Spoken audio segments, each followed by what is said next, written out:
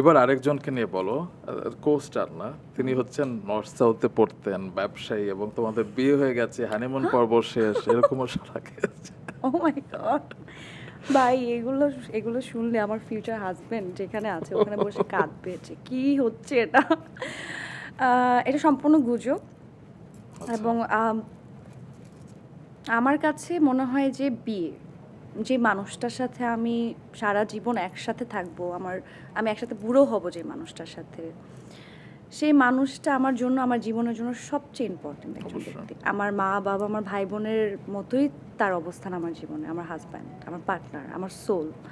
So সেই মানুষটা যদি আমার জীবনে থাকে, আমি সেটা ঢাক ঢোল পিটিয়ে আমি সবাইকে জানাবো। এবং কেন জানাবো না, এই মানুষটা আমার জীবনের সবচেয়ে বড় অংশ।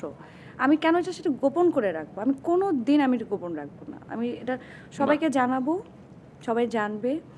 এবং আমি চাই আমার বিয়ের সৌন্দর্য হচ্ছে সবাইকে বলার মধ্যে।